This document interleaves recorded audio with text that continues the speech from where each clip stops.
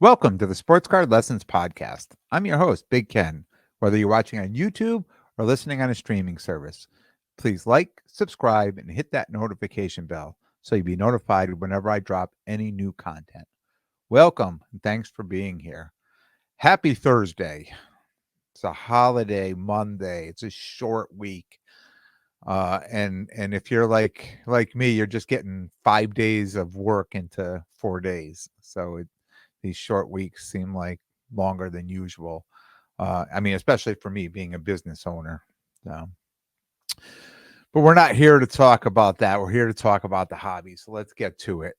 Um, One thing I refer to a lot here on the podcast is the business plan, right? And I'm doing little air quotes when I say the business plan.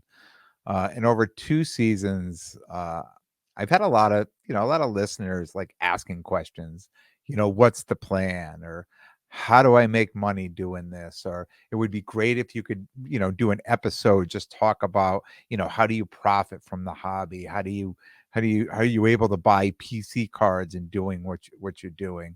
Um, you know, how do you sell how are you selling cards under comps and still profiting from it? Just all kinds of questions like that, and you know, how does it affect my business plan, when things are changing all the time?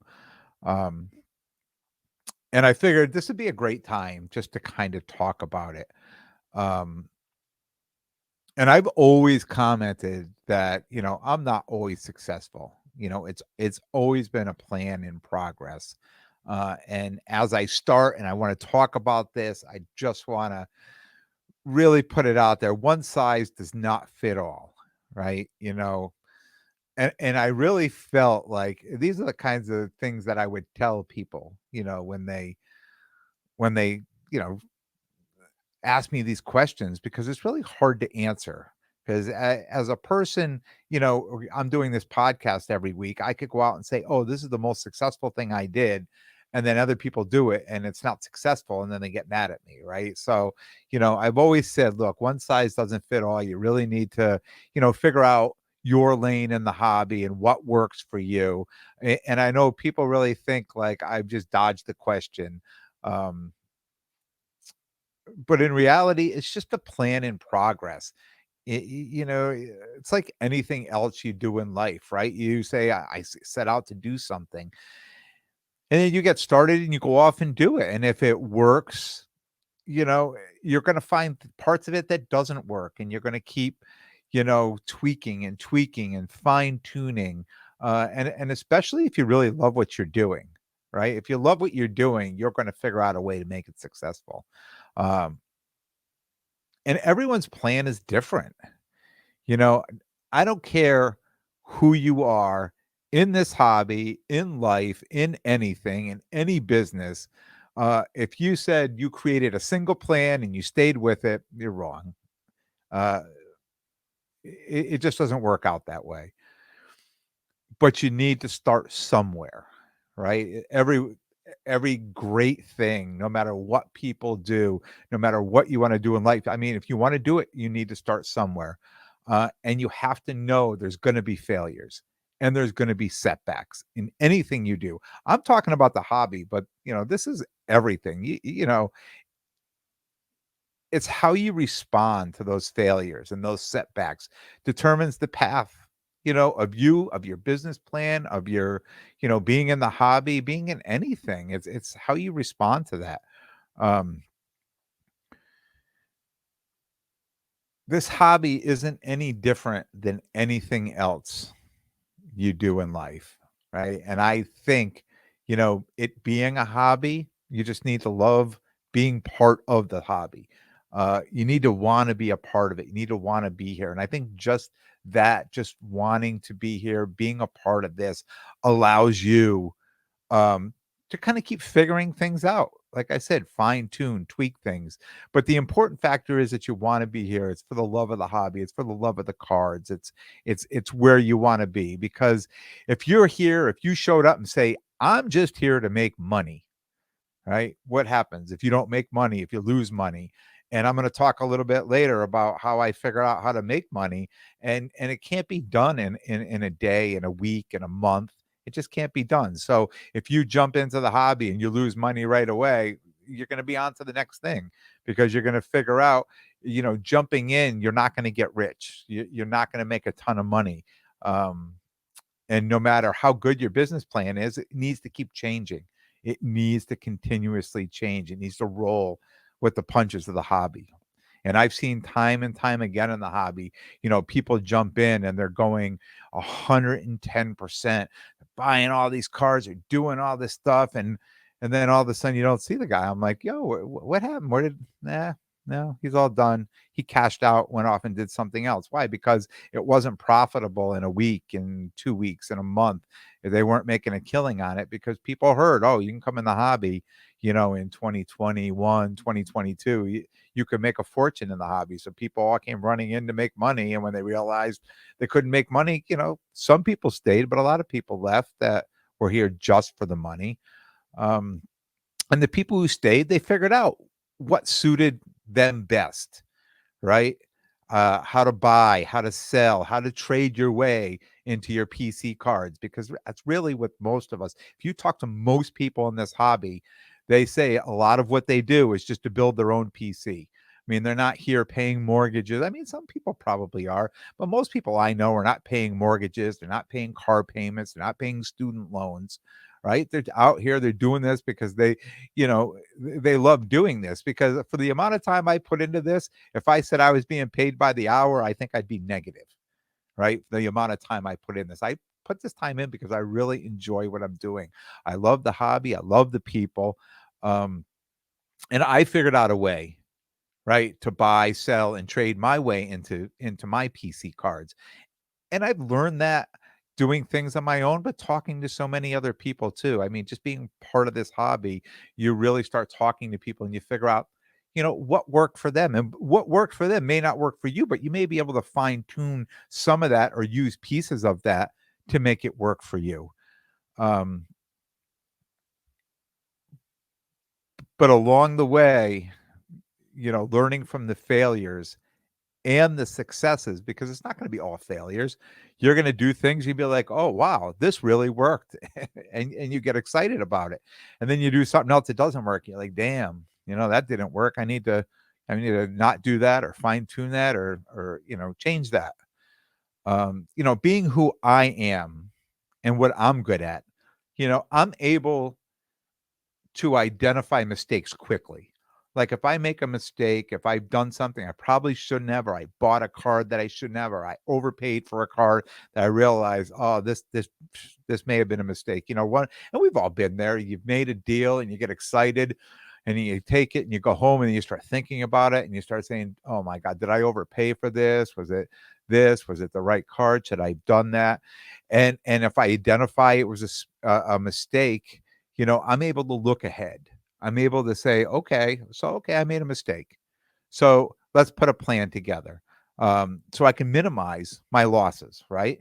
I'm either, selling the card for a loss and using that money to buy into a card, that I think has greater potential to rise in value down the road, right? Just kind of I'll sell this card now, I'll take a bit of a loss, I'll buy this card that I feel I'm getting at the comp I'm getting it at, that maybe 2 months, 3 months, 4 months, that it may go up in price 30%, 50%, may double.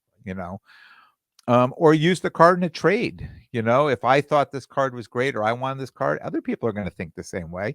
Maybe I'll use the card in a trade to get a deal done for a bigger, better card that, I wanted to get.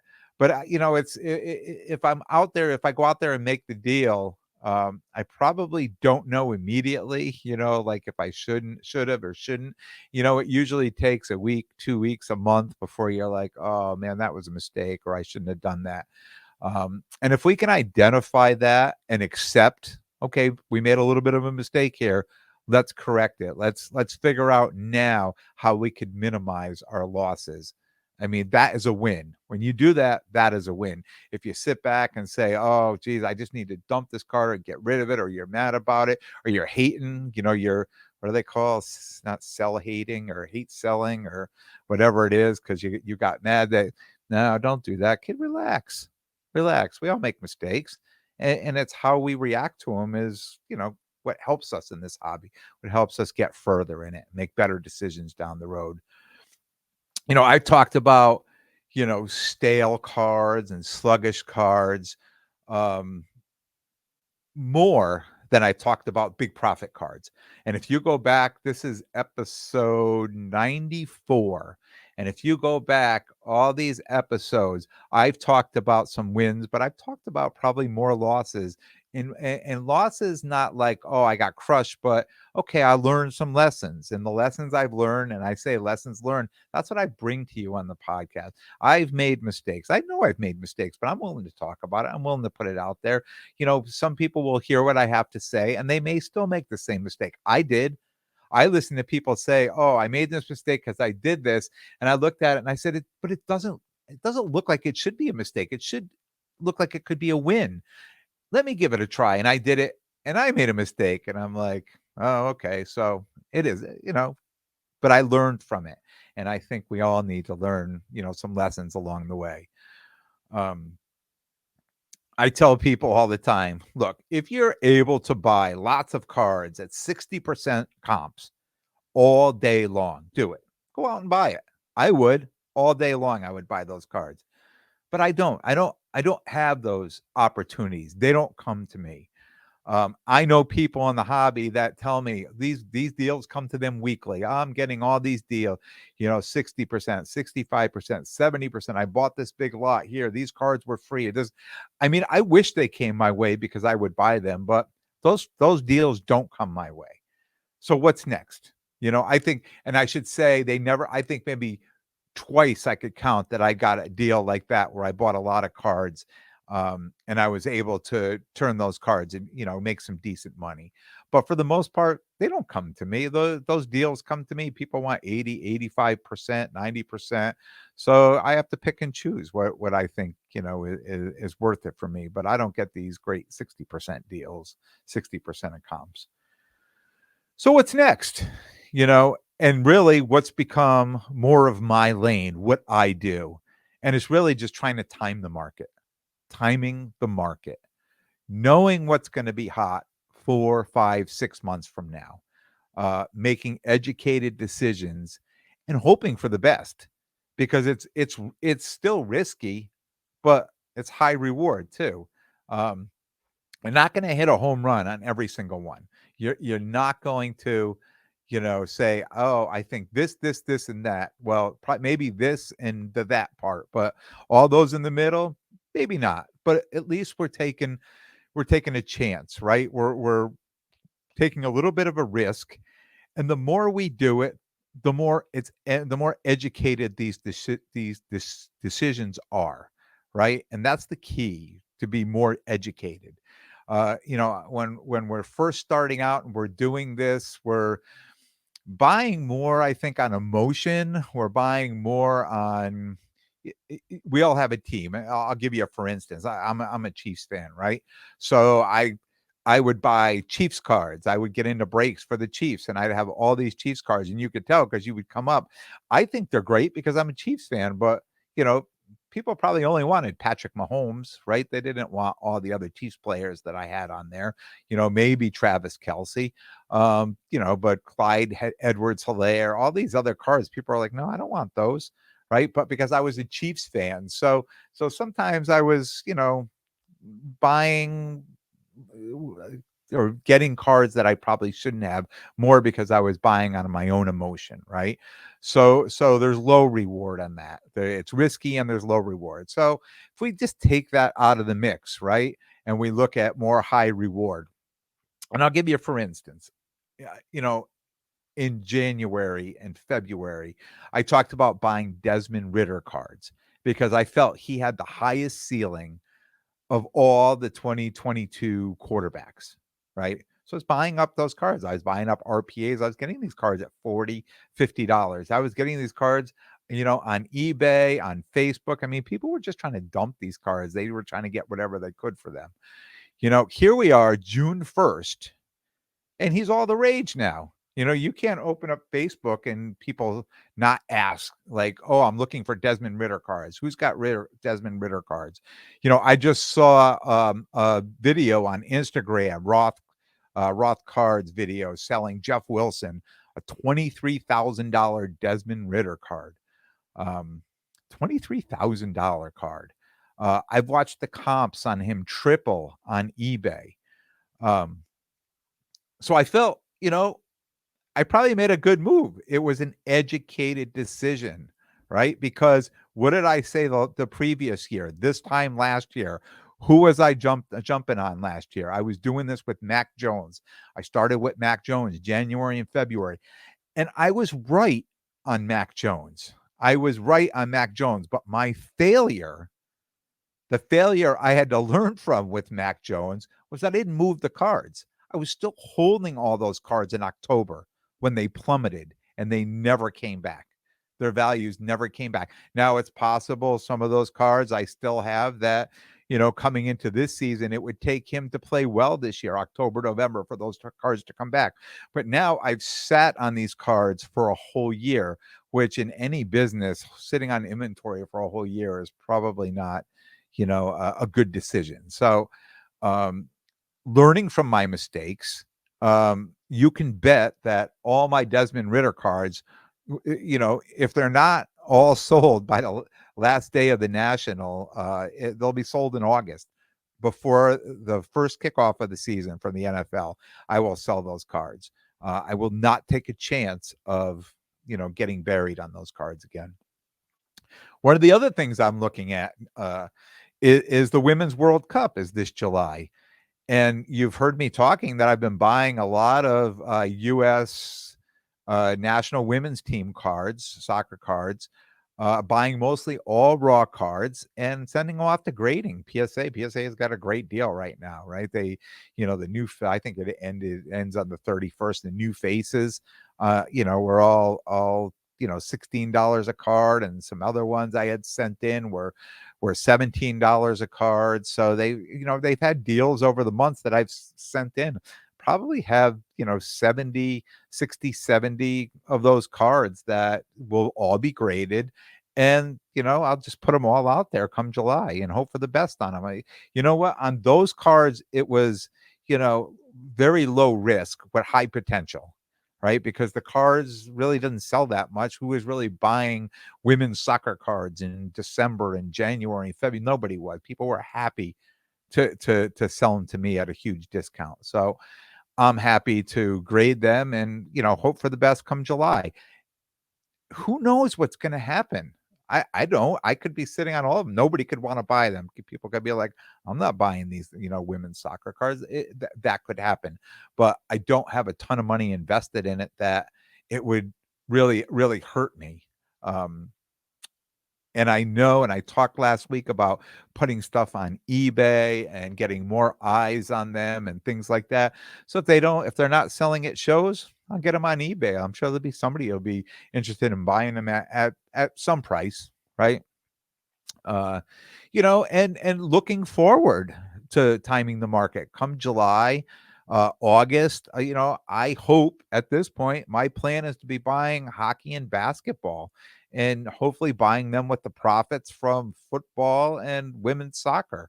Right, just trying to time the market, try to be 4, 5, 6 months ahead, because I think that's going to be my lane. If I could find bulk deals, like I said before, at cheap comps, I'd be all over it. I'd be buying them all day long. Anybody in the hobby would be.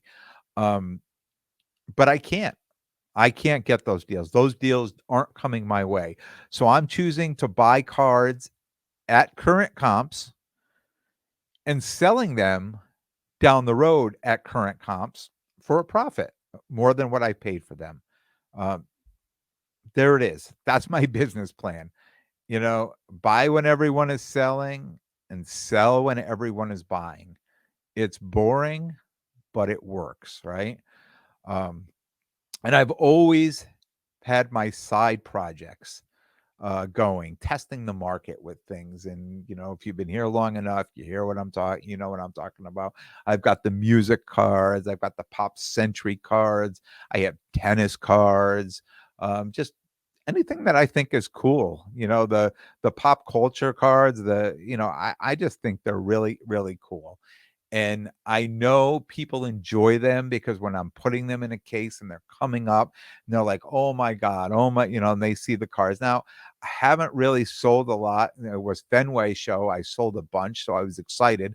I don't know if that's beginning of something better, or if it's just in a more regional thing wherever I'm setting up. But I'm hoping to take a bunch of these out to the national, and I'm hoping I can find people out there, like-minded people that love these cards, and they, that I'll move these cards out there. I'm gonna find out. It's another way of me testing the market, of figuring out what works and doesn't work. Um, but that's who I am. Always, always trying to be just 1, 2 steps ahead, always looking forward, always just trying to figure out, you know, where I could just get a little bit of an edge, right? Always listening. I'm always I consume a ton of content, and I listen to people always talk about, oh, this is going to be huge, that's going to be huge, and I take all that with a grain of salt. Right. I listen to what they say and I really think about it. And I think to myself, why? Why would it be huge? What would change that would make that? Right. So something like, the World Cup for women's soccer, that makes sense, right? Because all eyes, I mean, women can really compete at the World Cup, so all eyes are going to be on that come this summer. And soccer really, is a worldwide sport where we're here dealing with football, which is just here in the United States, right? When you get to soccer, I mean, it's a worldwide sport, so there's a lot more eyes on that sport. So again, hoping for the best on something like that. Uh, it's not sexy, but it works. It works for me, and I'm having fun doing it. And that's the key. That's the important thing. Not only am I having fun, I'm making friends and just really love being a part of this hobby. Find out what makes your hobby experience great, and let it work for you. What you find in this hobby that you really like, that most attracts you to the hobby, figure that out and then let that work for you. Because if you really start putting the time into the hobby, you're going to realize that, you're working for less than pennies, right? Less than a penny because of all the time you put in, but it doesn't feel that way because it's for the love of the hobby. And like I said last week, there's no shortcuts, no shortcuts in the hobby, but be sure to enjoy the ride. That's all I have for you this week. I will be back Monday. I am doing a show this weekend. A little show popped up. The Shoreline Cards here in Connecticut has a show in Brantford. Sunday, I picked up a table, so I will set up there. So if you were around, you're in Connecticut, you want to hit a show on Sunday, come by and say hello. I will be there. I want to thank everyone for tuning in. And if you like what you hear, please definitely subscribe. And most importantly, tell a friend and spread the word. Until next time, take care of yourselves and everyone around you.